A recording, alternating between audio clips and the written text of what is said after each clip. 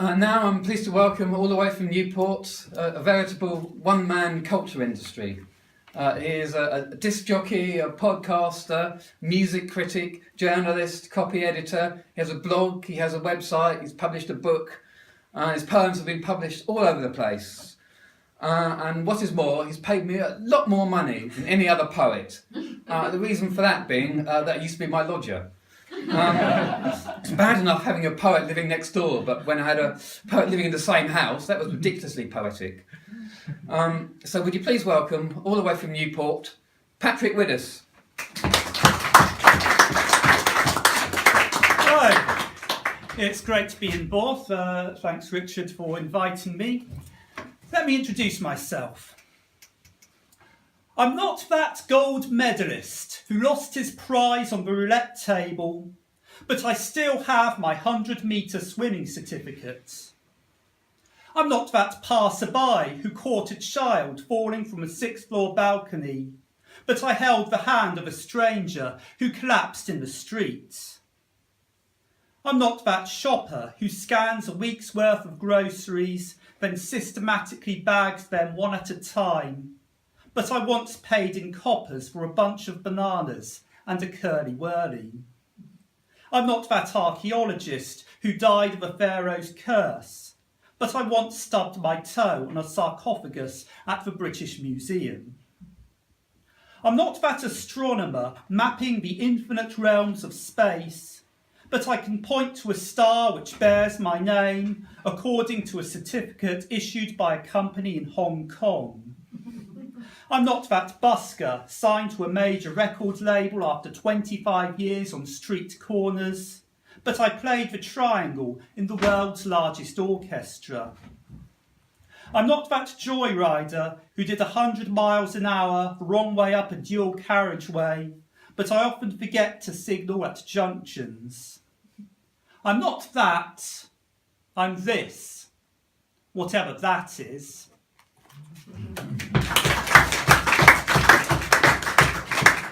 Beware of the deadly, man-eating butterfly.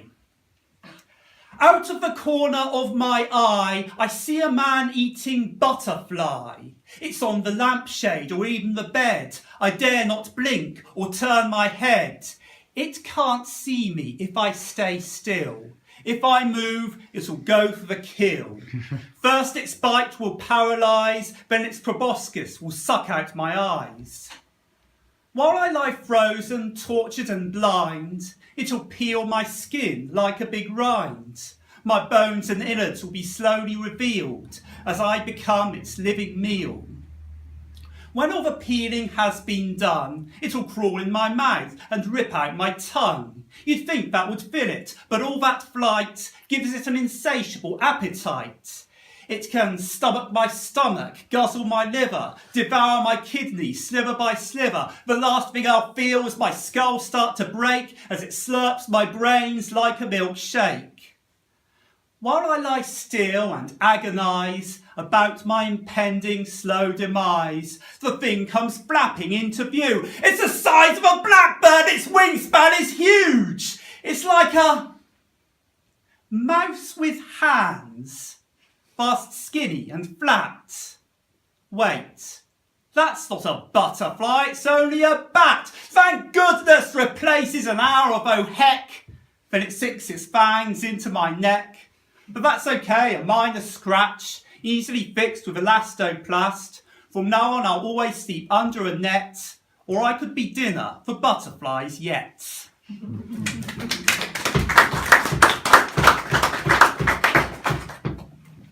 Okay, I'll read the title poem from this collection, Feeding the Spacemen. I like to feed the spacemen swimming in the sky. They smile as they dive for the morsels I throw. There's more and more of them these days, with their gadgets, building strange structures. They're larger than they used to be, and they're running out of space. And I have another book, Poetry Non-Stop, which is a guide to writing a poem a day for 30 days, the NaPoWriMo challenge. So there's hints on how to do that, different forms, lots of poems I've written, 30 daily prompts. And one of the prompts is to write an animal poem. And you can write a poem about any animal, even a slug. I do not hear its single foot slip beneath my bed, turn dust into silver, and make a soggy doily of last month's gas bill.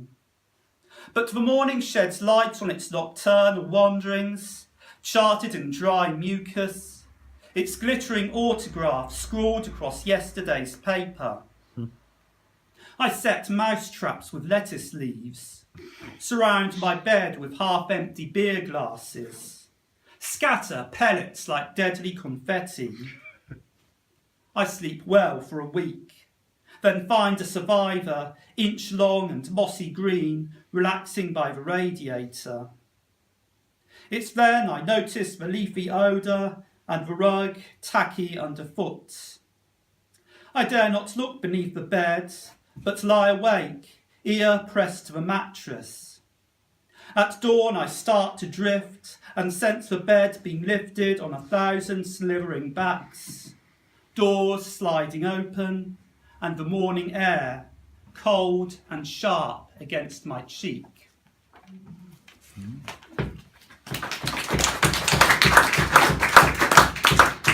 If you're wondering where you can buy these books, you can get them from just over here. This one is £4 and this one is £6, or you can get them both together for £7. And I do a lot of open mic poetry nights, and it's nerve-wracking when you first start to get up and perform your poetry in front of an audience. So this poem is advice for any budding poets. Welcome to the open mic. Step up if you dare. If you have a poem, don't be afraid to share. The audience aren't as vicious as they first appear. I promise you they'll clap. Some might even cheer. There's no audition for being a poet. You've already passed the test. You've got your poem written, so come up and do your best. Don't be rude or hurtful, or ramble for too long. Otherwise, rest assured that you can't go far wrong. I tell a lie. There's one more thing that will not be condoned. Don't read your poems off your bloody phone. They make me cringe and fill with rage. These poets who are neither stage nor page. I start to fume, I want to scream as they squint at their small screens. Instead of standing tall and proud, orating to a spellbound crowd, they're all hunched up, looking vexed, as if composing a lengthy text, rushing to the finish before the battery dies, or the screen goes blank before their very eyes. Poets of the past will be turning in their graves at the way that modern bards perform their work these days. Dylan Thomas wouldn't go gentle into pixels black and white. Allen Ginsberg would have howled at the very sight. Jack Kerouac would have run a long way down the road at the thought of poetry being turned to strings of codes. Martin Luther never saw this in his wildest dreams. John Lennon couldn't imagine poems on tiny screens. Honour your forefathers, put some pride into your craft. Use a pen and paper from the first to final draft. Remember you're a poet, can't you see it looks absurd? Phones are meant for talking, not for spoken words. Put your poems on paper, in a notebook look the part, or better still, don't read at all and learn them off by heart. Heed this one commandment, set it down in stone. Don't read your poems off your bloody phone.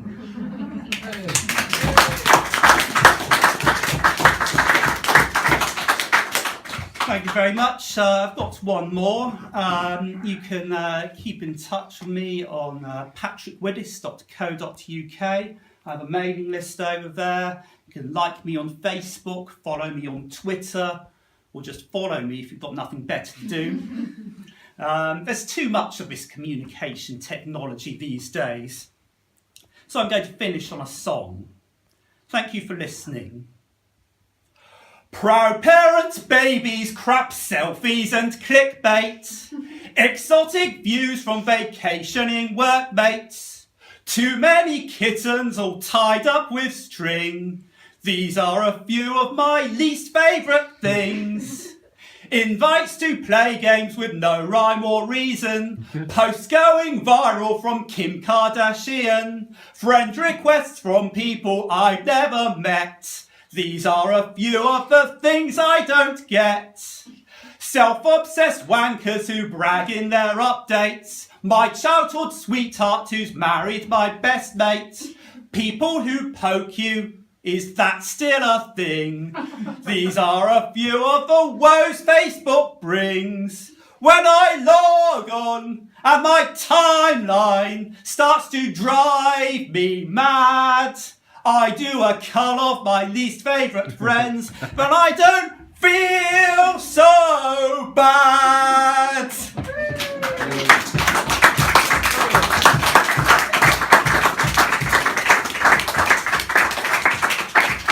Superb, Patrick, thanks very much. And now, not to be overestimated, Rychard with a Y.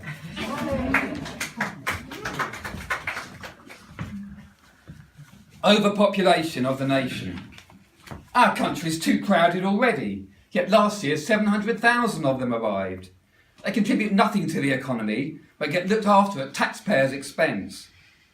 They can't speak our language, their culture is primitive. They come here by the most devious of routes. It always starts with sex.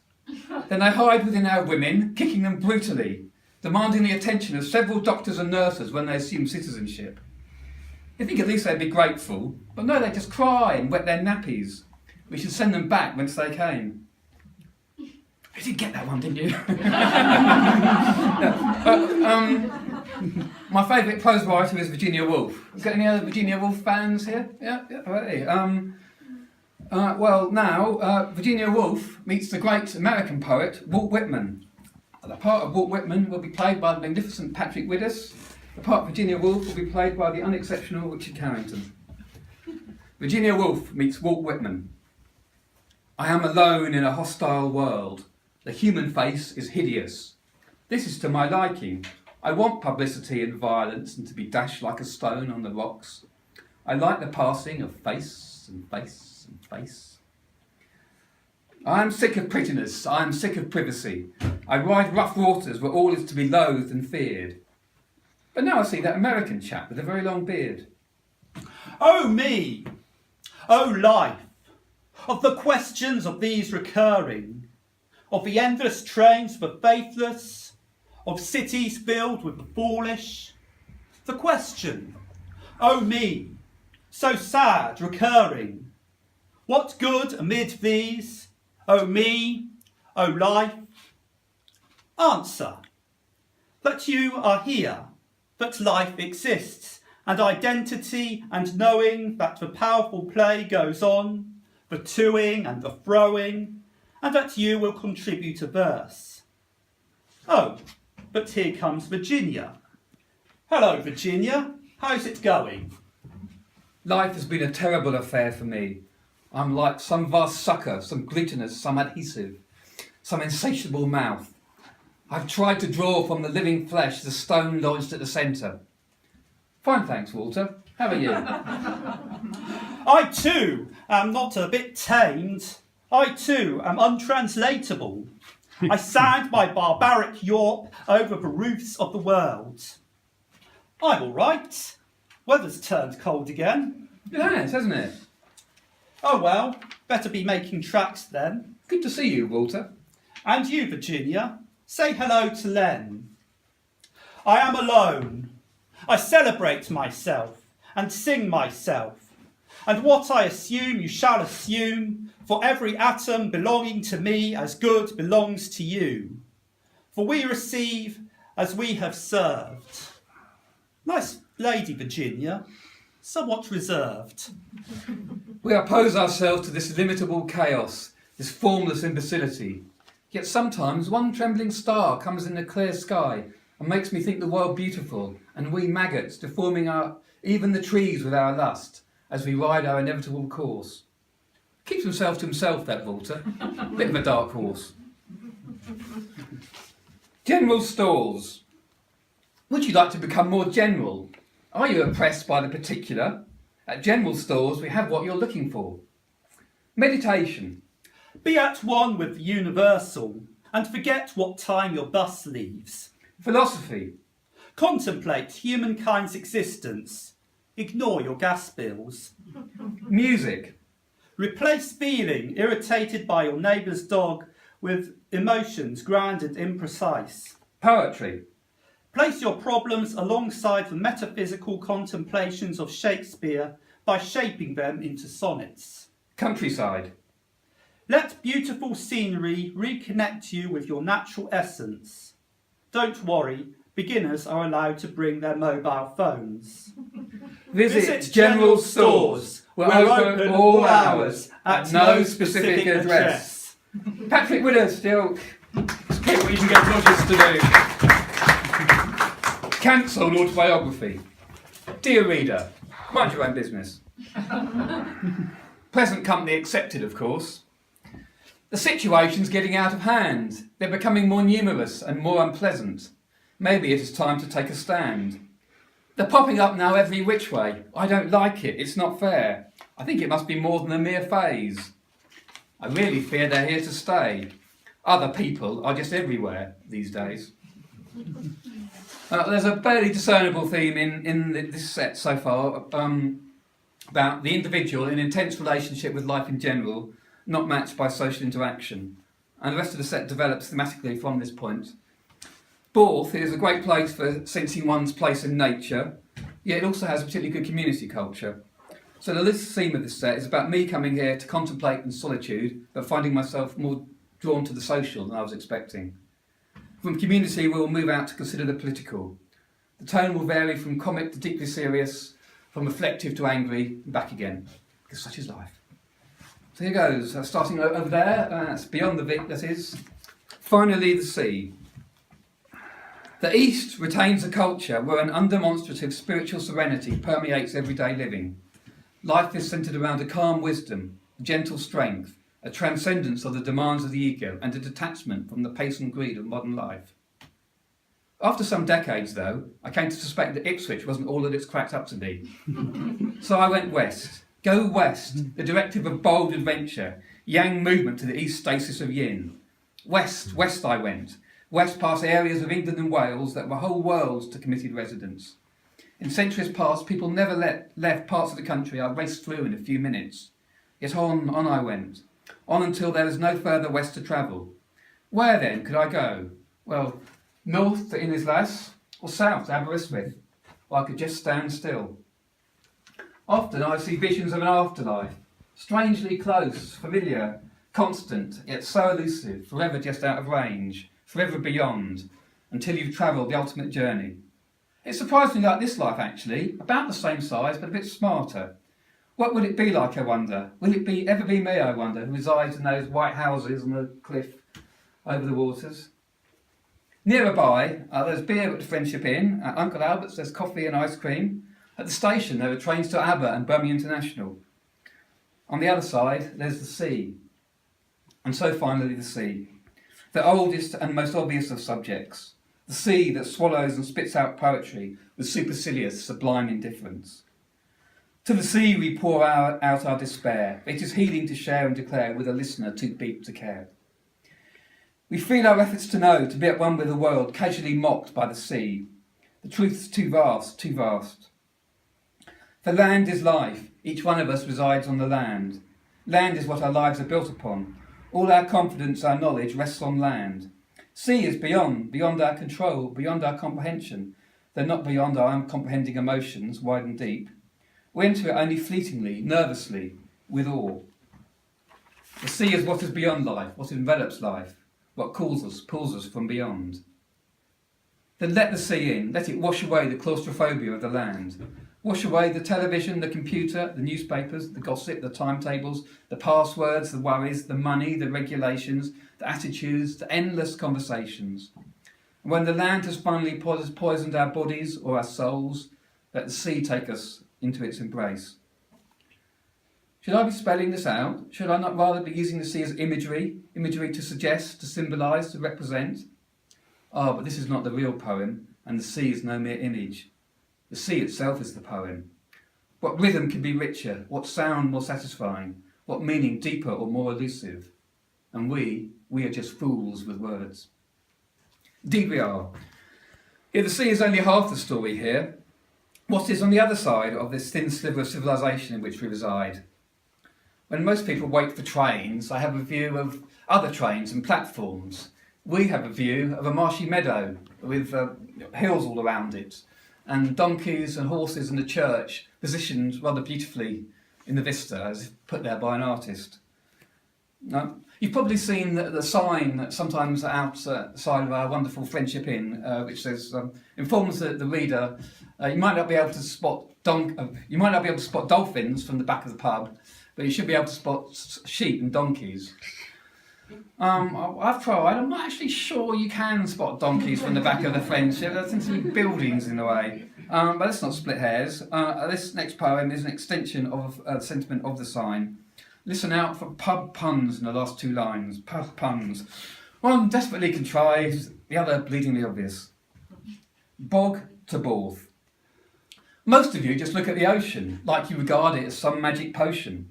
But your slither of space is dependent on me. Life breeds in my peat, I am your ancestry. I create, I absorb, I recycle it all. Human being, plant, animal. Your lives are my business, my ad hoc symphony. Your iron horse makes no difference to me. I ain't going to Welshpool or Shrewsbury. You imagine a witch who inhabits my space, but I have the power, the time and the space.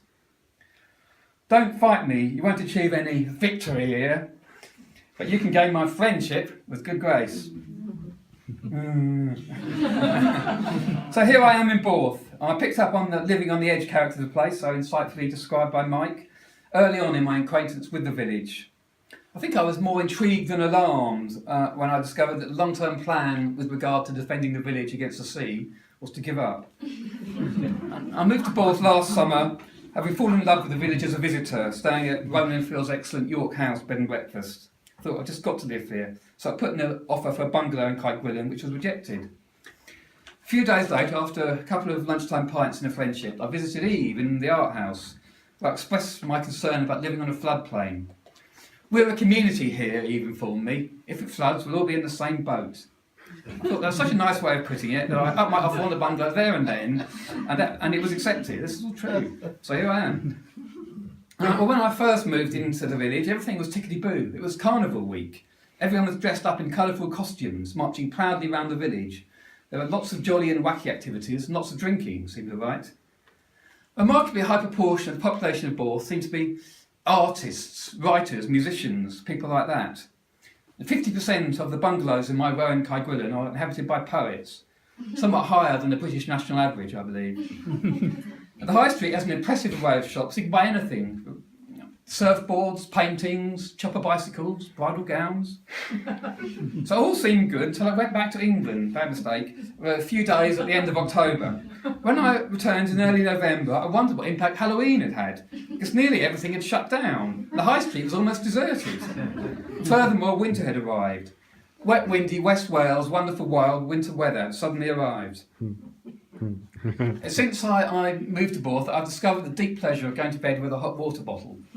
I recommend this practice to one and all. You can purchase them for a mere £3 from Sports Direct in Peer Street.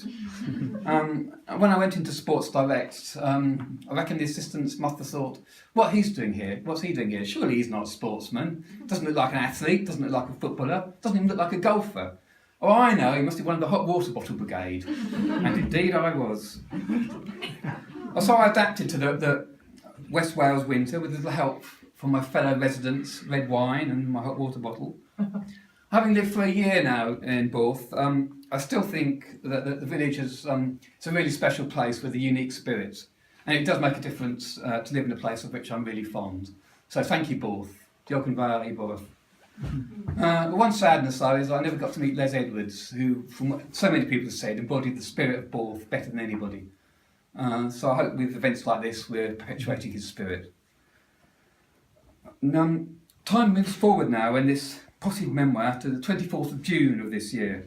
Summer has returned to Borth, and Borth is at its finest. But I wake up to the news that the people of Britain have voted to leave the European Union. Now, I do appreciate that there are some intelligent people who voted to leave the European Union for good reasons, but I suspect that most people who voted did so for what I would consider to be bad reasons. Deep down, I was surprised by the result. I was also surprised by the strength of my own reaction to the result. I was very quiet all day, and in the evening I went to the Friendship and sat at the back on my own, and I found myself actually shedding tears, seriously. And the next day I went for a walk on my own, and I threw my cap, my denim cap, which I've worn almost constantly for years, I threw it into the River Leary. So I was surprised by the strength of my reaction. This is called The World Beyond Borth. Quote, "Hope is a jester's cap by now, faded motley, with that little tin bell at the tip. Who has energy to wear it anymore, but who's courageous enough to doff it, leave it crumpled in the lane?" Michael Cunningham. I read the news this morning. In summary, it was, stay under your duvet. The addressee becomes a victim when the messenger is the criminal. The Daily Mail is a daily nail in the coffin of the laughing, dancing human being. The Sun, S-U-N, of God, is obscured by the Sun, in italics, of Rupert Murdoch. The Daily Express expresses the end of hope, the realisation that it's the light of an oncoming train that is the light at the end of the tunnel. The life force that heals has been burnt. Twitter is a smoke signals coming out of the funnel. Oh me, I have no rescue plan. I'm just drinking my drink. Dandelion and burdock. Deep in my heart, I do believe I shall have coronary thrombosis someday. But that evening, though, more lads Ronnie Borth, the sea shanty quartet that most of you know, and indeed 3/4 of them are here tonight. Steph, where are you? If you feel like converting my poems spontaneously into shanties, then feel free. They did a performance, and Steph, introducing it, exhorted us to put what feelings we had about the referendum into singing along with the group in the pub. And this we all did. It was a really moving experience, I thought. The sense of the Borth community all singing together, all enjoying themselves together, and perpetuating the culture of Borth's seafaring past. So that's my sense of good community spirit, contrasting with the bad community spirit of we're British, you're foreigners, go away. A sense of national community perpetuated by some newspapers and politicians. One of the first things I did when I moved to Wales last year was to read Land of My Fathers, 2,000 Years of Welsh History by the great Gwynfor Evans. It's a book I think all residents of Wales should read. Anyone read it? Yeah. It gave me a respect for Welsh nationalism, but I'm not keen on British nationalism. If being an island makes Britain one nation, then Anglesey should also be one nation, and the whole of Europe and Asia should be one nation. Why should I feel a bond of community with the editor of the Daily Express and not with a desperate refugee? Is it right that our future should be determined by Daily Mail readers? When UKIP say we must take back sovereignty of our country, I reject the legitimacy of country and I reject the first person plural. I didn't vote for Brexit, I didn't vote for the government, I didn't vote for Westminster to have authority over my life. Next poem is a rant, albeit a cumbersomely involuted one. Wales is not going to leave the European Union without some rants. Up your us. They're everywhere these days, them. 6 billion of them on our planet, apparently. Thank God there are still some of us. Margaret Thatcher, she was one of us. We were interested in them in geography lessons, even felt sorry for them when they were on the news, in wars and famines and that. But then they crawled out of the television and polluted our neighbourhood. They just don't belong with us. The Queen may live in several palaces, yet at heart she's still one of us. But do you really still go to church on Sundays? Do you really watch cricket on the village green? Or is it the Sunday Express and football on the TV screen? Oh, please laugh when I say they are ugly and smelly. Please agree they should all go back into the telly. We should leave them to their famine and their so many dead. They should leave us to our bacon and fried bread. Mr. Murdoch may be Australian, but he makes newspapers for us. There was this Englishman, this Irishman, and this Scotsman. And the Scotsman turned to the Englishman and said, "If you make one more insulting joke about our friend the Irishman, you can stick your United Kingdom up your ass." It's time the wrongs were righted. Us Independence Party versus them united. It's time the wrongs were righted. Us Independence Party versus them united. Patrick Widdess, York. In the week following the referendum, I attended 3 political gatherings in 3 days, which is more than I had intended in several years. But evidently it wasn't only me who felt a surge of strong feeling following the vote. I sense a real desire by the people who are shocked by the appalling referendum result, not to mention by the absurdly appalling Donald Trump, to stand together and act for what we believe. I think it's crucial that we don't go back to Labour and Liberals and Plaid and Greens scoring points off each other, but that we unite against the forces that oppose our fundamental values. Basic humanist values like believing that thoughtful, open-minded investigation of facts is better than closed-minded prejudice, like wanting to help desperate refugees, not despise them. The final poem concerns the country from which I've emigrated, the country immediately east of this one. It's not really anti-England, it's just anti-national chauvinism. It features a modicum of audience participation, and I'll do this gesture. Please all shout out the last word in the poem. The poem is called Albion, My Way. Of all 196 countries in the world, you were allocated to me. So when the team called England scores a goal, I'm supposed to shout whoopee. I ate your chips until eventually I came to hate the word quintessentially. Tomato ketchup, HP sauce, custard for the second course. Pork scratchings for the Morris dance, William the Conqueror, go back to France. When Queen Victoria finally dies, I'll admit I prefer French fries. Convert your feet into Shakespeare's metre, Sherlock Holmes, Geoffrey Boycott, Blue Peter. Kenneth Williams, Sting, Baudelaire. Arthur Scargill, Charles I, Edward Lear. English breakfast, there's bones in your kipper. Union Jack, Jack Tar, Jack the Ripper. We live in hope, but future glories. Half of us vote for the fucking Tories. There's great scenery in England, and in other countries too. There are good people in England, and in other countries too. All the depression and mediocrity and crime I've witnessed have been in England each time. What I have taken I now give back to you, and no damn foreigner is going to spoil it. Plant a flag in my patriotic deposit, English shit in an English toilet. God save the Queen and the English string band, Captain Birdseye and the ship he sails. Enough, merry stiff upper-lit England, I don't believe your old wives' tales. Jebu sucks to you, dear England. I am going to live in Wales. Yes. Diolch yn fawr, nos da.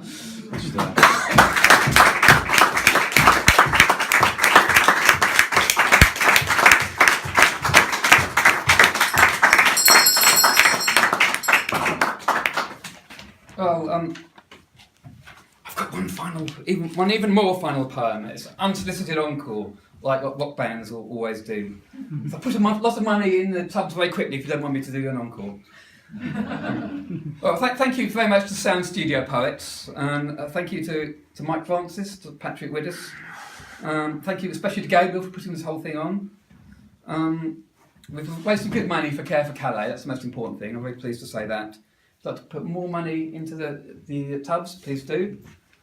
Patrick and I will be going to the Friendship afterwards, so do come along and tell us what you thought of our poems or anything. The encore, as we're close to the beach, I thought this poem might be appropriate. It's entitled Beach Musings. Casting a lone sea, casting a lone shadow, I stare out to sea, past the horizon to infinity. I feel a still beauty which the busy world scorns, as I commune with starfish, with gobies and prawns. In my mind's own rock pool, a thought gently stirs. Will it be Arsenal or will it be Spurs? Stalking through dunes, I take comfort in heather, a stoical survivor of inclement weather.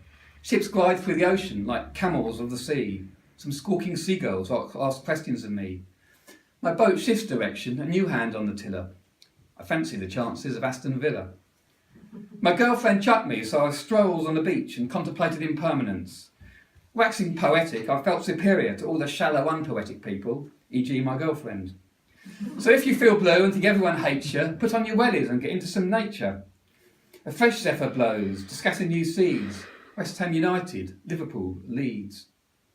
Out comes the sun, hail mighty Apollo, exposing our earthly business as hollow, while showering light upon artists, bards, misfits, rebels, etc., in scattered shards, showing dreams to be real and life but a dream. On reflection, Arsenal had the strongest team. O beach of tranquility, O cliff top of ages, O grant me the wisdom of prophets and sages. May I recall this haven where life is more than it seems, more than old men's newspapers or children's ice creams. For rock stands eternal, while empires shall sink. Be that as it may, I'm off for a drink. Must have.